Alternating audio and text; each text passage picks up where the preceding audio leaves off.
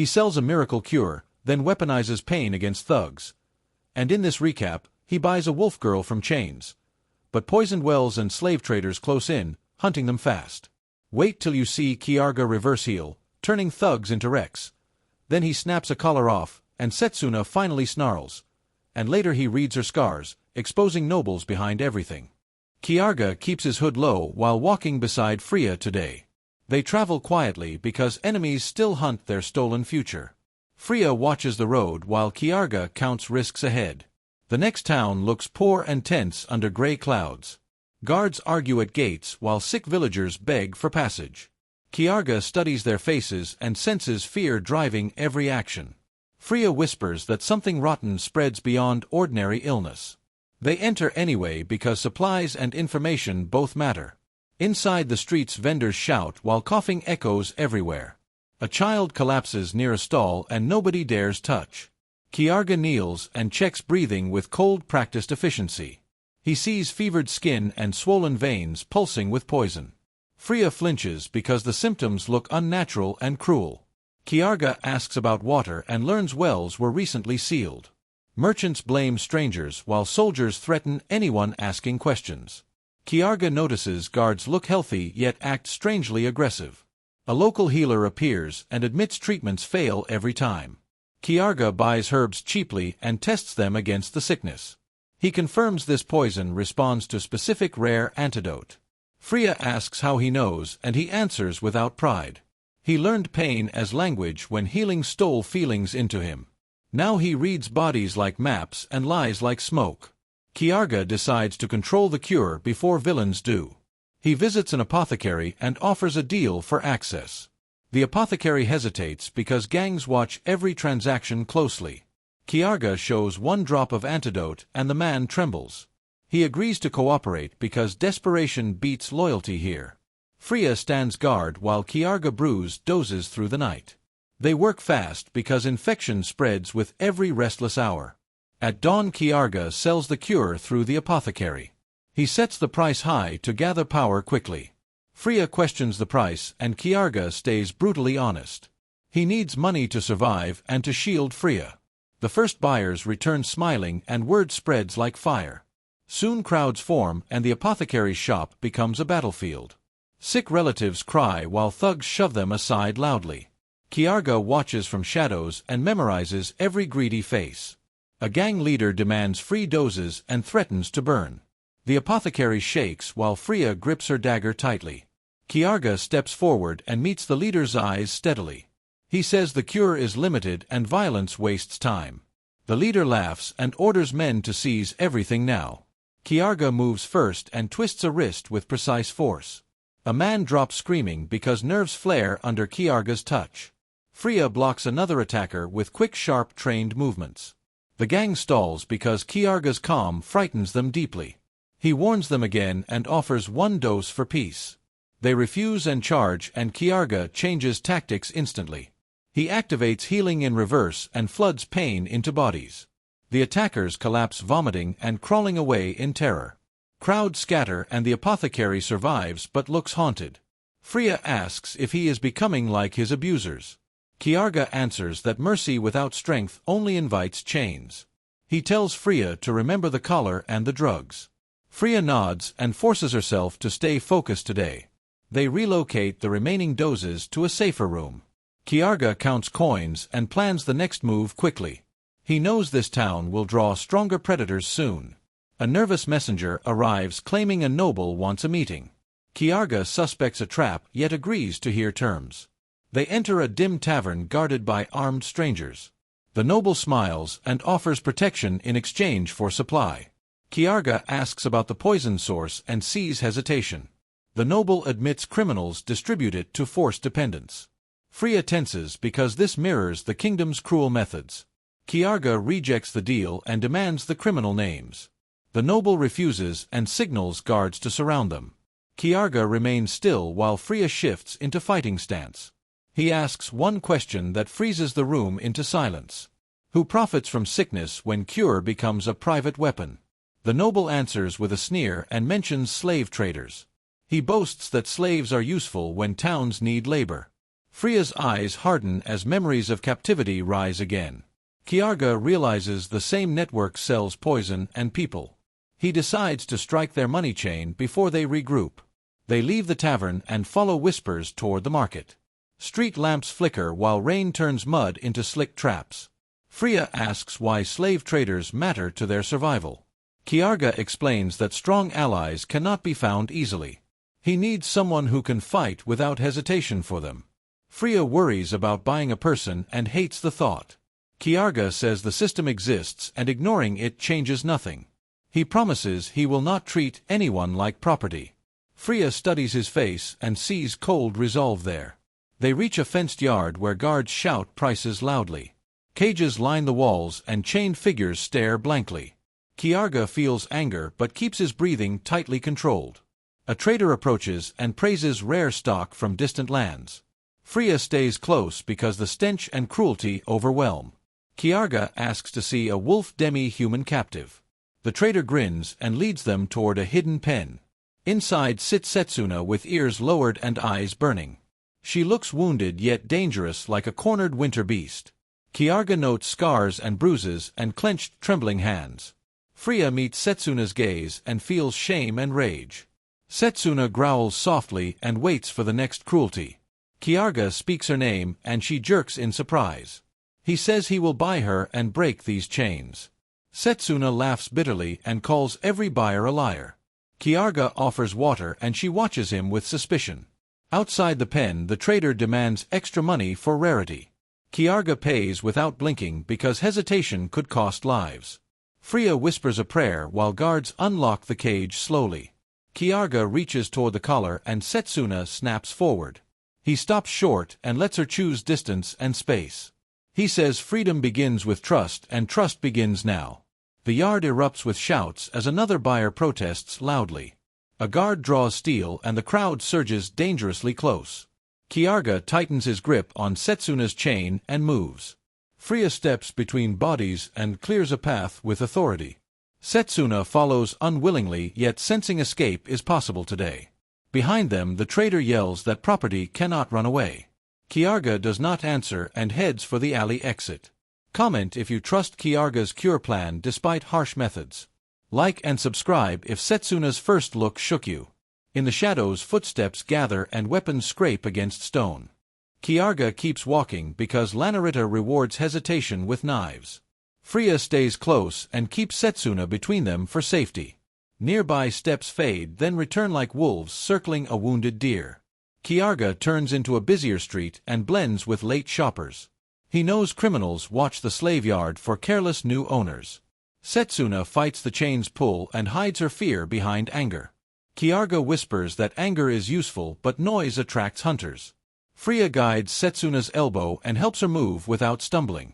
They pass a fountain and Kiarga notes the water smells wrong. His halcyon sight shows threads of poison swirling inside it. Freya asks if the sickness begins here and he says yes. He says someone contaminated the supply to control the desperate. Setsuna mutters that humans poison everything they cannot own. Kiarga answers that power loves shortcuts and this is one. They reach a rented room behind the apothecary's storehouse. Kiarga bolts the door and checks the windows for watchers. Freya lights a small lamp and keeps the flame hidden. Setsuna stands rigid and refuses to sit on their bedding. Kiarga removes the chain from her wrist without sudden moves. He places it on the floor like trash and steps away. Setsuna watches his hands and expects a trick or command. Kiarga tells her she can leave if she truly wants. Her eyes narrow because nobody offers that in cages. Freya speaks softly and says freedom can start with choice. Setsuna's legs shake and she almost falls from exhaustion. Kiarga catches her elbow and steadies her without grabbing hard. He feels burning heat through her skin and frowns instantly. Freya asks if Setsuna is wounded from earlier beatings. Kiarga says the bigger threat is sickness inside her blood. Setsuna laughs and claims she cannot die before taking revenge. Kiarga respects that stubbornness because it mirrors his own. He tells Freya to bring a clean cup and water. Freya obeys quickly while Setsuna watches every step suspiciously. Kiarga cuts his palm and lets a dark bead form. Setsuna stiffens, but Freya explains his body resists many toxins. Kiarga mixes his blood with ground herbs and stirs slowly. He says the cure works because his immunity creates antibodies. Freya looks uneasy yet understands the logic behind his calm. Setsuna smells the mixture and her stomach tightens with dread. Kiarga says drink it now or fever will break you. Setsuna drinks in one rough gulp and refuses to cough. Her face twists and then her breathing steadies little by little. Kiarga watches her pulse and sees the poison retreat. He says her rage kept her awake longer than most victims. Setsuna asks why he cares and his answer stays sharp. Because I need you alive and strong beside us tomorrow. Freya flinches at his bluntness yet sees honesty there. Setsuna stares at the floor and tries to understand him. Kiarga tells her the city made her a product for sale. He says he will not waste her life like those traders. Setsuna asks what he wants from her in exchange. Kiarga says he wants loyalty earned through shared enemies. Freya adds that they will not strike her for speaking.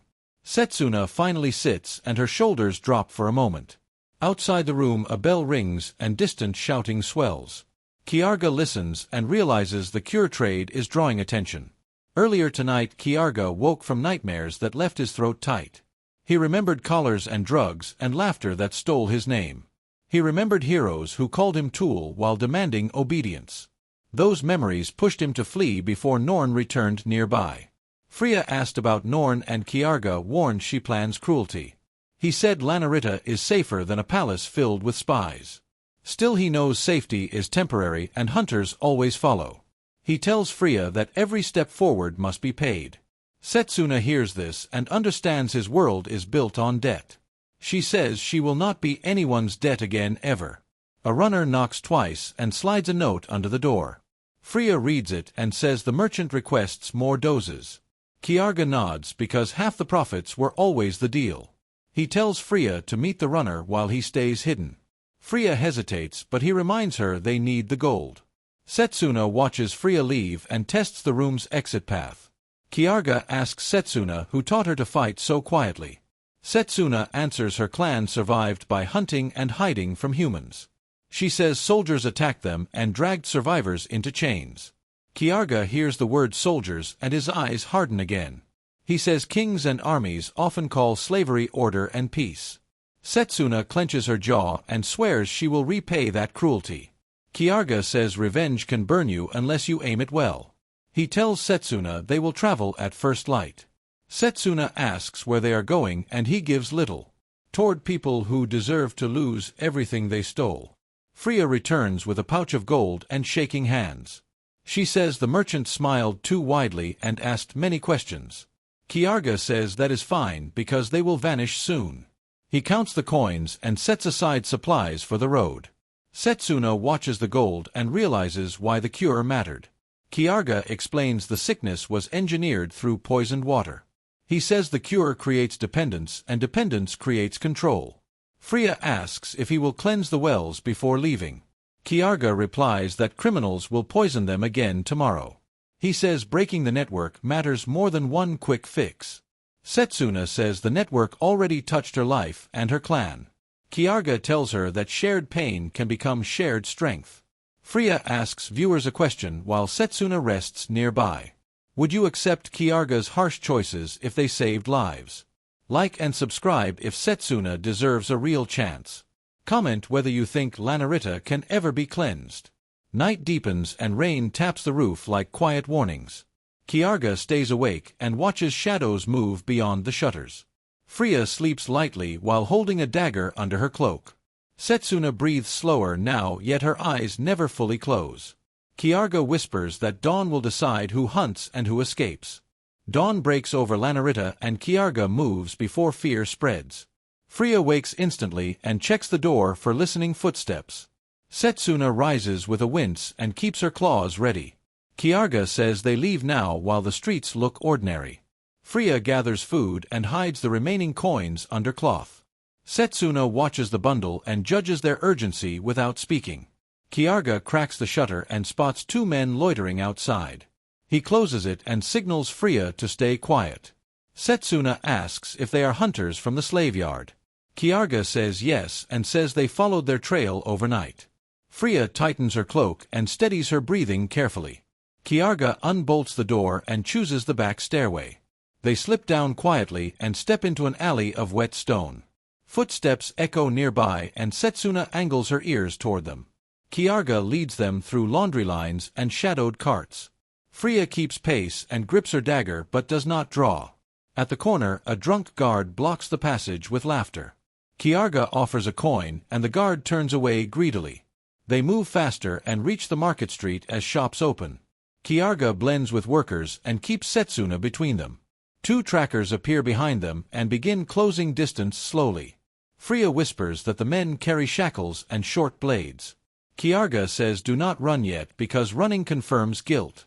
Setsuna growls low and fights the urge to sprint forward. Kiarga turns into a crowd and brushes a tracker's shoulder. The man stiffens as pain spikes through his arm and chest. The second tracker grabs Kiarga and Freya reacts without hesitation. Freya strikes his wrist and breaks his grip with one twist. Setsuna steps in and bares teeth but waits for Kiarga's sign. Kiarga tells her to hold back until they reach open space. They push through baskets and exit toward the city's outer wall. Shouts rise behind them and more men answer the call. Kiarga sees a net being raised and changes direction sharply.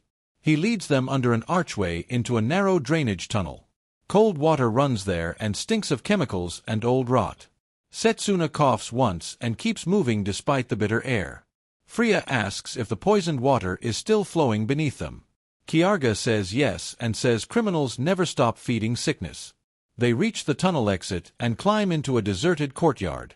3 thugs wait there with clubs and ropes already prepared. One thug smiles and says the slave belongs to the trader. Setsuna flinches and rage surges across her face instantly. Kiarga steps forward and says she is under his protection. The thugs laugh and say protection ends when the purse empties. Freya shifts beside Kiarga and sets her stance firmly. Kiarga tells Setsuna to fight now and choose her freedom. Setsuna lunges and slashes a club away with sharp claws. A thug swings wide and Setsuna ducks then kicks his knee. He drops screaming and the other 2 hesitate for one breath. Kiarga touches the ground and channels healing into their nerves. Pain floods the thugs and they collapse clutching their own bodies.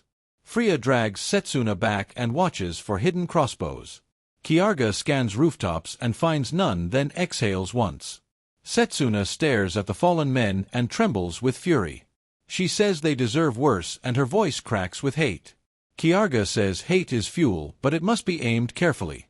Freya nods and says revenge without control becomes another chain. Setsuna looks at Freya and sees sincerity instead of judgment. They move again and reach a small stable near the outskirts. Kiarga pays a boy for 3 horses and no questions. The boy agrees because coin speaks louder than loyalty here. Freya helps Setsuna mount because weakness still lingers in her. Setsuna resists help then accepts it with a bitter sigh. Kiarga leads them out through a service gate beside warehouses. Behind them distant bells ring as criminals discover the trail. Kiarga urges speed and they ride into fields beyond the walls. Wind hits their faces and the city noise fades quickly. Setsuna looks back and sees smoke and towers shrinking behind. Freya asks if leaving means the sick townsfolk are abandoned.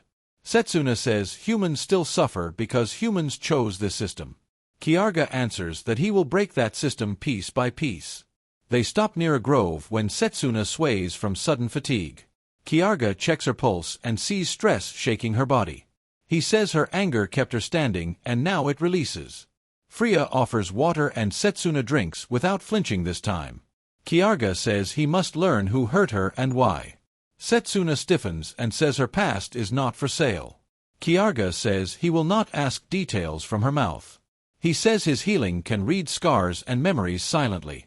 Setsuna watches him cautiously and agrees with a small nod. Kiarga places 2 fingers on her forehead and focuses hard. His vision dives into images like knives cutting through fog. He sees snowfields and burning huts and screaming children. He sees armored men bearing a crest and laughing at weakness. Freya watches Kiarga's face tighten and knows the images hurt. Kiarga sees one commander clearly and memorizes the man's mark. The mark matches Leonard's network and ties back to the kingdom. Kiarga withdraws and breathes out like someone leaving deep water. Setsuna asks what he saw and his answer stays controlled. He says her clan was targeted and the captor works for nobles. Setsuna's hands shake and frost forms faintly along her nails. Freya says the kingdom's reach is long but not unstoppable. Kiarga says they will strike smart and avoid Norn's nets. Setsuna asks why Norn matters and Freya answers with caution. Freya says Norn hunts with plans not blades and never tires. Kiarga says that is why they must stay ahead constantly. He looks at Setsuna and promises a path toward real revenge. Setsuna meets his eyes and searches for cruelty or deception. She finds ambition and anger but also a steady respect. Kiarga says choose to walk with us and you keep agency. Setsuna nods once and says she will fight by choice. Comment whether Setsuna trusting Kiarga feels brave or reckless. Like and subscribe if you want justice for Setsuna's clan. Comment what you would do facing a poisoned city like this. The road stretches forward and Kiarga smiles without any warmth. Freya rides beside him and grips hope like a fragile ember. Setsuna rides behind them and lets her rage harden into purpose.